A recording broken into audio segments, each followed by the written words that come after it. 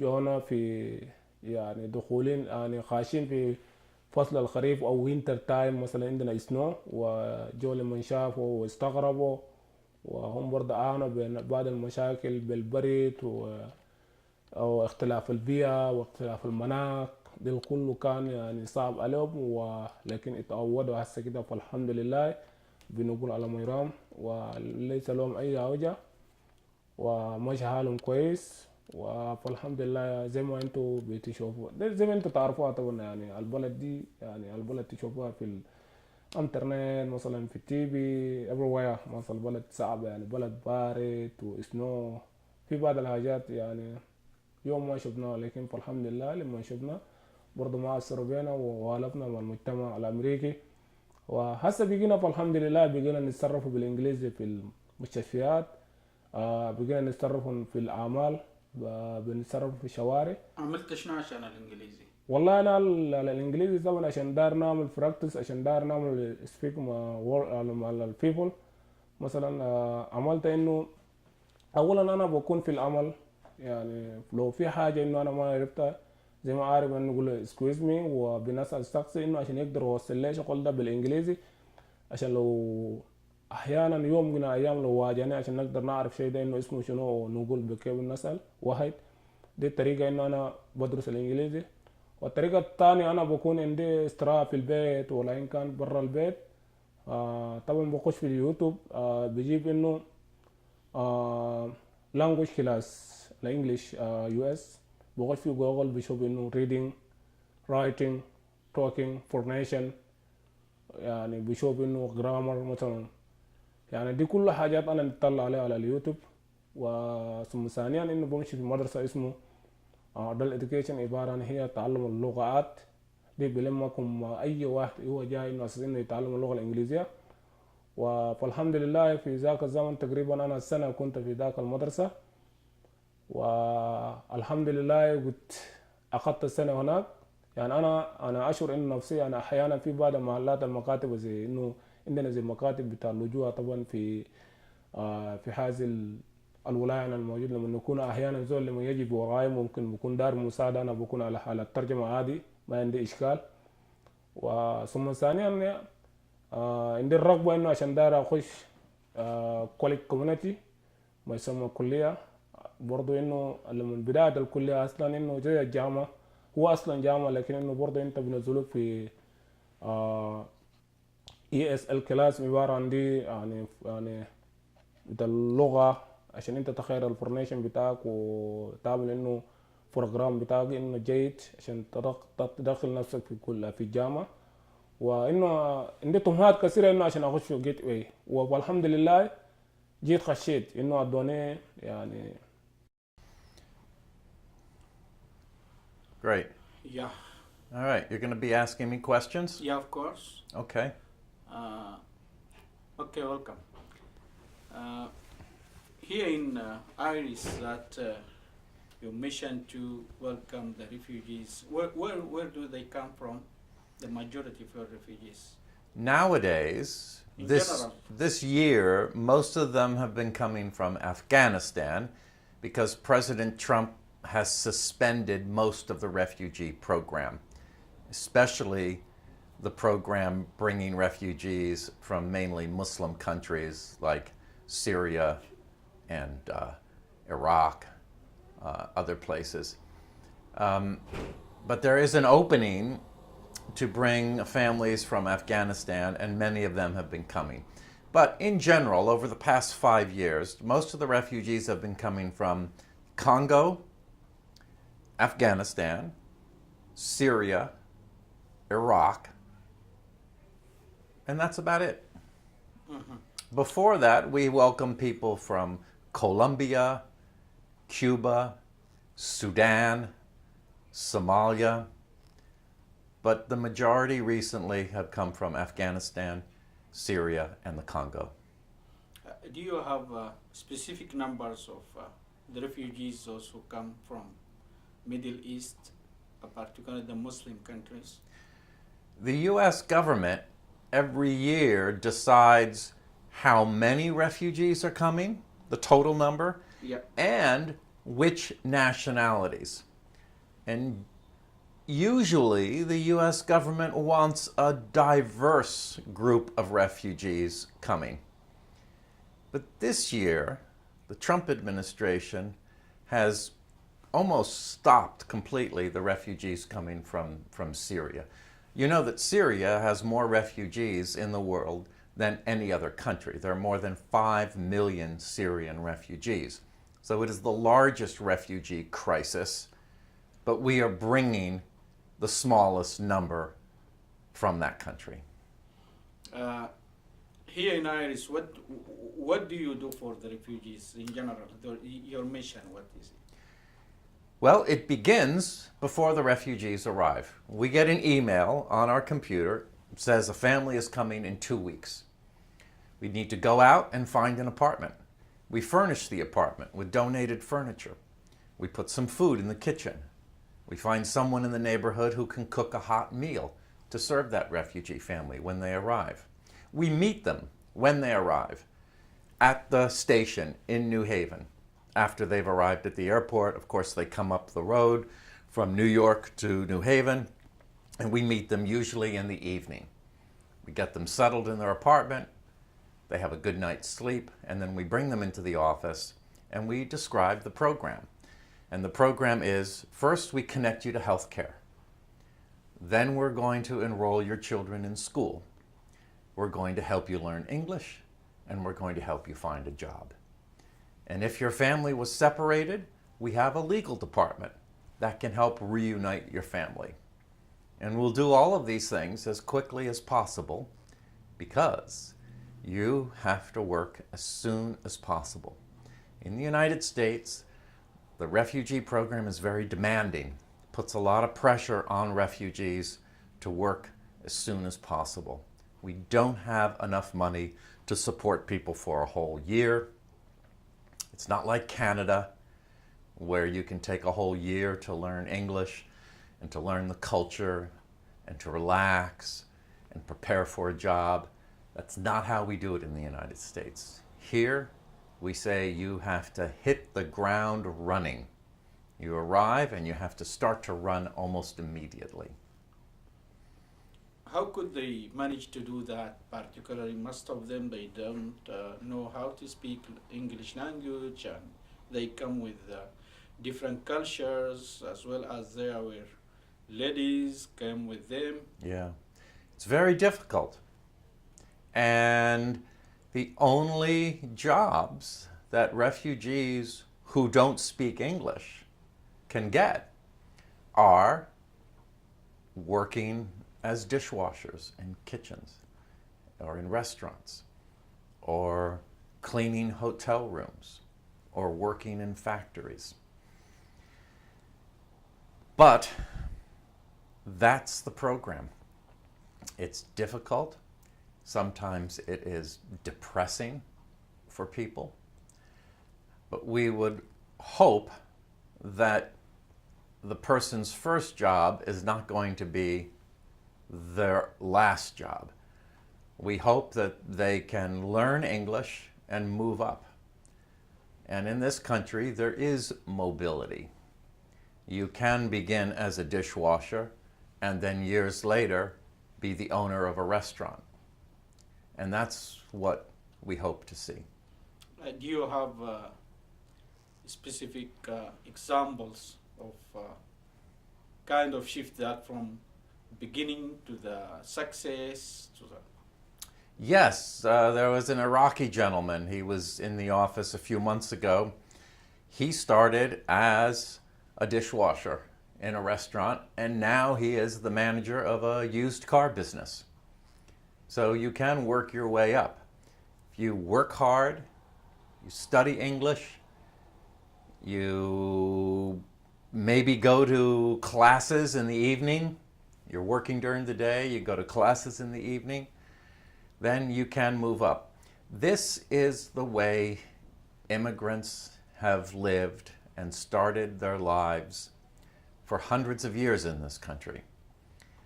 And even though it might sound a little tough and a little cruel, today's refugee program is modeled after the American immigrant experience of struggle and starting with nothing and working your way up. And you know, that's why it has so much support. I am sure that if we just paid people's rent for a whole year and gave people a lot of fancy new furniture, we would not have strong community support. The community likes this program partly because it is tough and we operate it with just a little bit of money. Also, for integration here in Connecticut or in general in New Haven or neighborhood, that as we talk about different cultures, different religions, could they manage to live safely, integrated in the community, or they have still their separated communities? The best way for a new American to integrate is to make friends with their American neighbors. And we try to do that through the volunteer program, the cultural companion program, community groups that resettle refugees in their communities. This is the way for refugees to integrate, by making friends. In fact, I say refugees need friends more than they need a case manager, because the friendships that you make will determine how quickly you learn English, whether you get a job, how you can learn to get around the community. Friends are what help new Americans integrate. In the same context, Chris, that I know that sometimes you have orientations classes, or cultural orientation for the newcomers from the Middle East, or in general, immigrants or refugees. And you are focusing also on family problems, domestic violence, and how could we compare the outcome of those who come from Middle East to United States with different backgrounds? Well, regarding domestic violence, the situation in the United States 50, 60 years ago was very similar to the situation in some of these countries today. 50, 60 years ago, in the United States, we tolerated, to a certain extent, we tolerated domestic violence. The police often didn't act. Police often didn't even get involved. It was something that was within the family, and people just kept it quiet, private, personal thing. They took care of it themselves, which is very similar to what happens in Afghanistan or Syria or Iraq.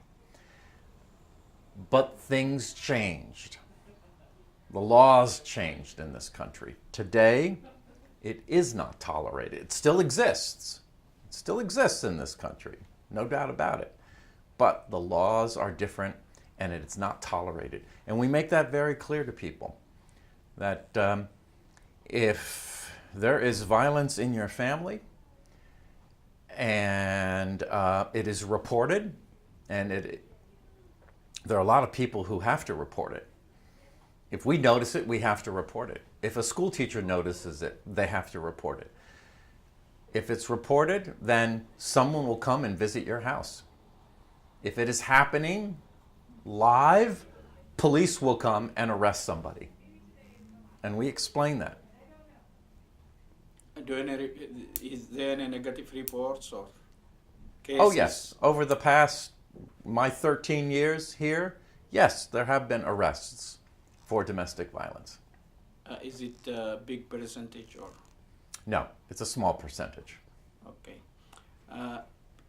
In the beginning of our conversation, you indicated to Trump's decisions and travel bans. To what extent it affects on the integration and refugees work? Well, the Trump administration has had a devastating effect on the refugee program, primarily by cutting the numbers. President Obama announced that we would bring 110,000 refugees to the United States. Trump was elected, he cut it to 50,000. And then this year, he said that we would bring only 45,000, but it looks like it will only be 25,000. So that is the first and most devastating effect. Fewer refugees are coming to the United States. Fewer lives will be saved through this program. The second impact is his public utterances about Muslims and about refugees has really cast a very ominous and frightening cloud over the U.S. immigration and refugee tradition.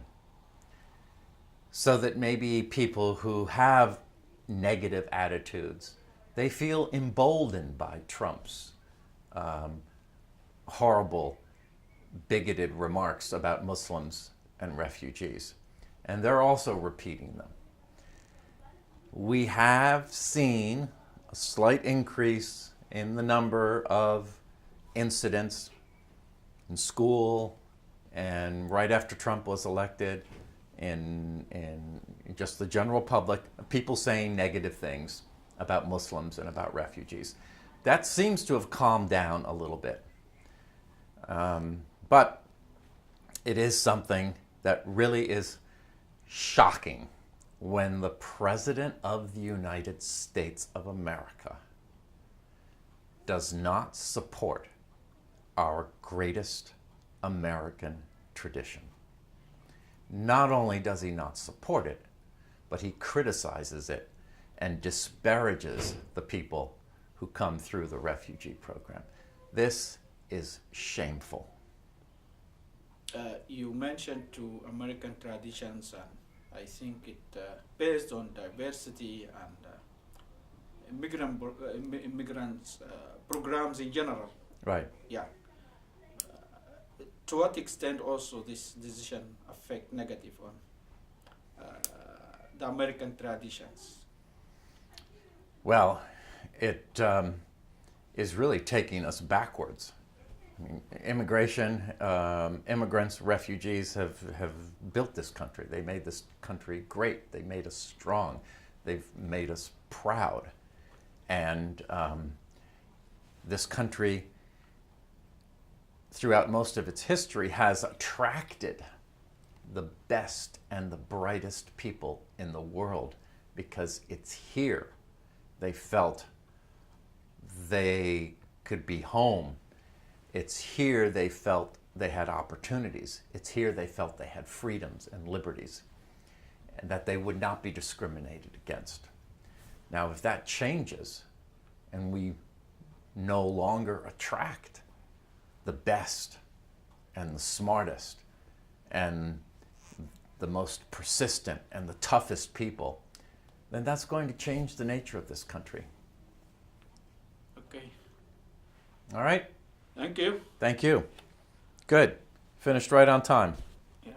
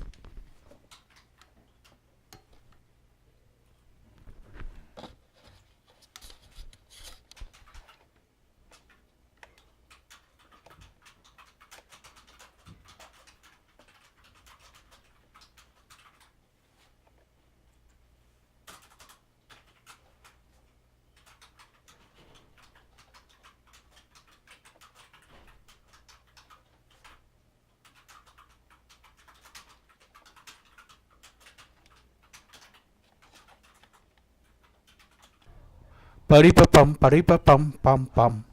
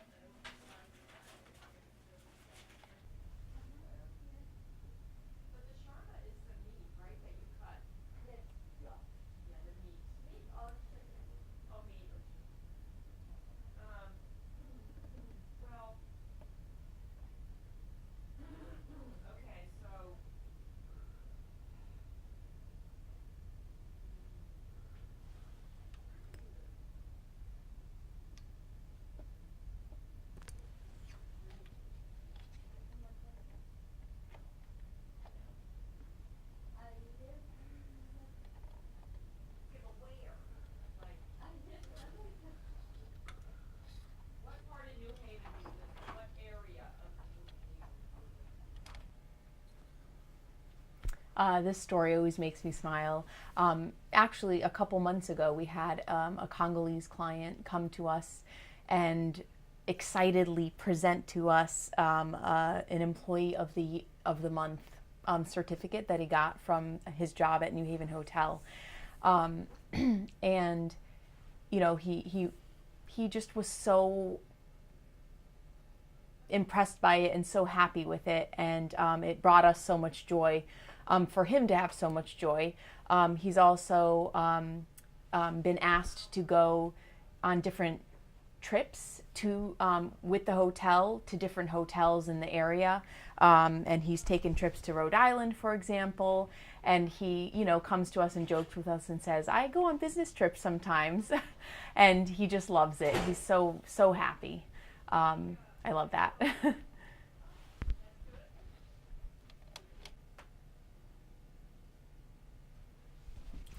So, I am the employment specialist here at IRIS, and working with refugees and immigrants to find work is very rewarding, but can be very challenging.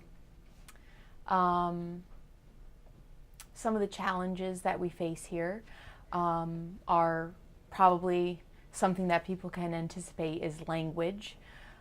English language is something that people are lacking, not all. But the first order of business is to get into English class. And then, there are many cultural differences that, can determine how things will go at the workplace. And yeah, mostly cultural differences in the way people think about time and being on time and things like that. And also women working or not working. So there are quite a few challenges that we face. How do you support them? Well, I meet with them often to kind of help them navigate the world of employment in the U.S. And I set up interviews for them. I take them on interviews. A lot of the time, all they really need is moral support, just like confidence building, someone to be there next to them. And, I help them fill out the applications and, communicate with the employer. And I always tell our clients, this is not the end of our relationship just because you've gotten a job. And I tell the employer as well, we're here to help for the long term. So anytime there are any issues, we encourage both the employer and the employee to reach out to us and let us know. And I, in fact, encourage our clients not to leave or, quit a job before they've talked to me, because oftentimes it's just miscommunication and it can be solved. So.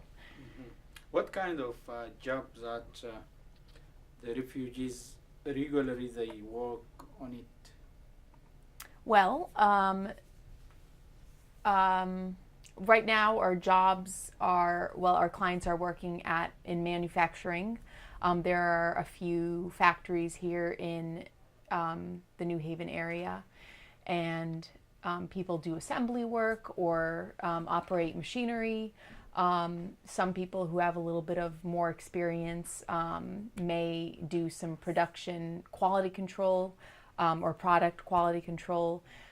We also have a lot of people working in the service industry, like restaurants or hotels and various stores, supermarkets,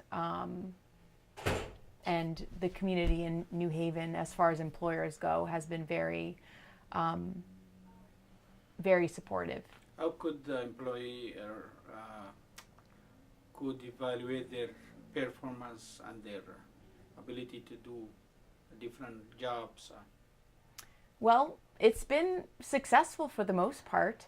Our clients are, people want to hire refugees. Refugees Why? are hardworking, usually more hardworking than people here, because, you know, they're new in this country. They want to make friends. They want to make a living. They want to start their lives. They're eager. They're learning new skills every day. They're talking English, and, you know, being on the job is the best way to learn English. So people like that enthusiasm, and people like it when someone is just willing to learn and eager to learn. That's really all you really need to do a good job. Yeah. There have been challenges as well, of course, with employers. Like I said, you know, cultural differences. Sometimes clients call out of work because they have a headache, for example, and that's not usually something that people would do here in the U.S. Here we just basically take a pill and suck it up.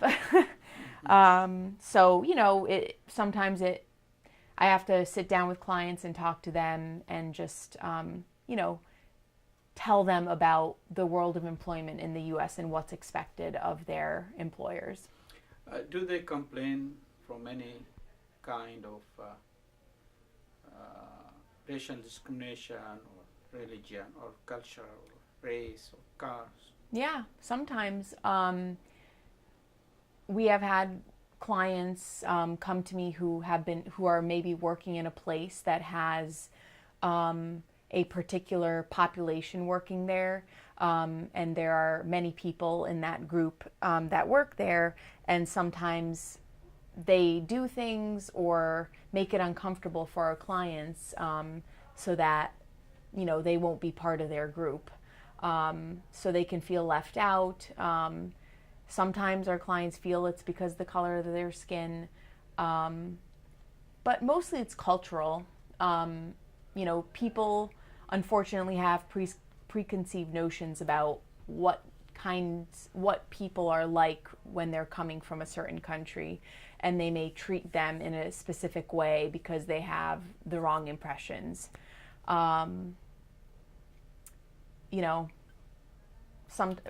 there was one woman once that wasn't hired because she was wearing a headscarf at work, which is flat out discrimination, which is illegal for anyone and for employers especially. But they're the ones missing out. What kind of jobs that generally that the refugees could do here in Connecticut or New Haven? Well, there are manufacturing jobs. There are factories that our clients work at where they do assembly work, operate machinery, maybe do quality control. We also have a lot of clients working in the service industry, such as restaurants or hotels. different stores in the area, grocery stores. Even those who have qualifications different or educational certificates or academics. Yeah, sometimes, not always. We have, clients here and there who are patient, and they do the right thing. They take the right steps, and they get great jobs. Maybe teaching. There's one woman that's teaching Farsi at a school, at a college. We have, many different people working in schools as substitute teachers. We have tutors in the New Haven public school system. We have someone working at Yale in the finance department. But, usually I tell our clients, even who are coming with great degrees, that their first job isn't going to be their dream job. It's just going to be their survival job, because their bills won't wait for them to get their dream job. So oftentimes, yes, our clients do have to start off with something that they'd rather not do, but it's just a matter of time. They got to build themselves. They're starting a whole new life in a whole new country, and sometimes you got to fall off the ladder and start climbing your way up again. So, Do you have examples of successful ones or in their jobs and they improve and change from one to the best? Yeah, we have one client who started off working at what was it? Amazon doing packaging and getting things ready for shipment, and now he's a supervisor who's running different teams, and the managers look to him to make decisions, and he also calls us often and lets us know when there are openings, so he's getting other clients hired. We also have some clients who work here at Iris, and I think that's awesome as well. And there was one thing that was on my mind and now I forgot.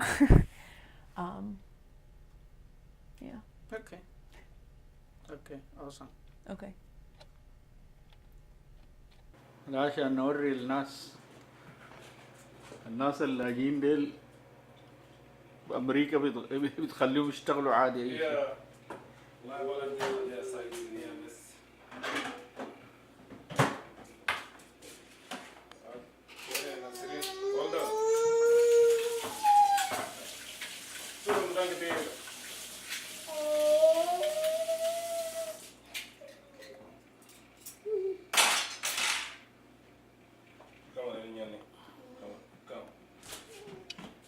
It's good, Nasrid. It's no problem. This is just only picture. Yeah.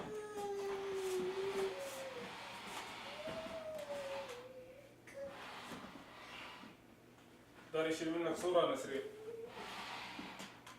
خايف انت من الصور؟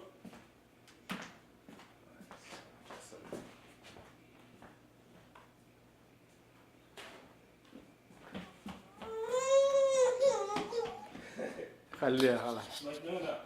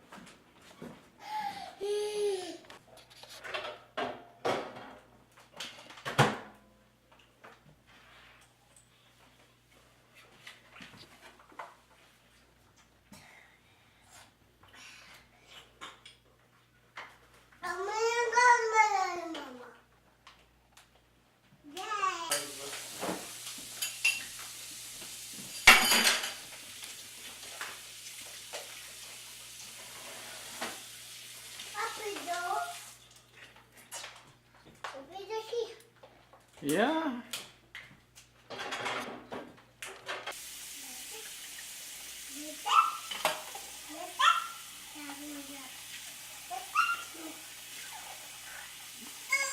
Okay.